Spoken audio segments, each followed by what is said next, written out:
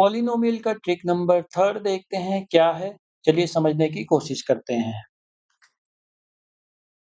If any quadratic ax square plus bx plus c हमारे पास है और उसके रूट्स के बारे में बोला जा रहा है कि roots are reciprocals then a equal to c। समझने की कोशिश करते हैं कि ये क्या बात बोल रहा है।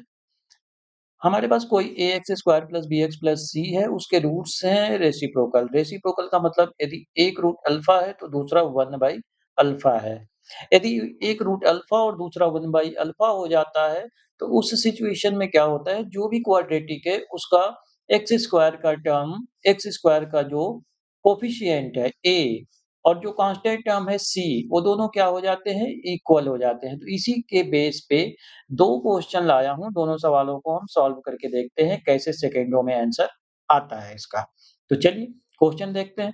क्वेश्चन नंबर 1 हमारे पास है, if the roots of the quadratic equation 5x square plus 7x plus k equal to 0 are reciprocal each other. Reciprocal each other का मतलब यदि एक रूट अल्फा है तो दूसरा 1 बाई अल्फा है। बस यहीं से बात क्लियर हो गई। ये यदि एक अल्फा और दूसरा 1 बाई अल्फा आ गया, तब आप direct a equal to c कर दो। तो यहाँ पे देख लो a की वैल्यू क्या है? यहाँ पे देखिए BCD ए वाला ऑप्शन है यहाँ पे। तो a हमारे पास देखो क्या है? a दे दिया है 5, c की वैल्यू दे दिया है k। तो बस रूट्स रेसिप्रोकल है, इसका मतलब a इक्वल टू c होगा, यानी यहाँ से k इक्वल टू आपकी 5 वैल्यू हो जाएगी।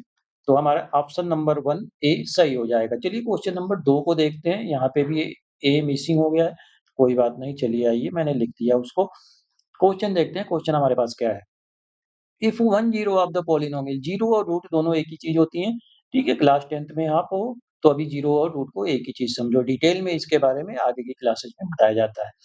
तो if 1 zero of the polynomial m square plus 9 of x square plus 13x plus 6m equal to 0 is reciprocal of other. Reciprocal फिर आ गया, जब रेसिप्रोकल जब भी आ जाए तो इसका मतलब एक अल्फा है तो दूसरा 1 बाई अल्फा है। और जब भी अल्फा और 1 बाई अल्फा हो जाएगा तो a की वैल्यू c के वैल्यू के इक्वल हो जाएगी। तो चलिए यहाँ पे a क्या है हमारे पास?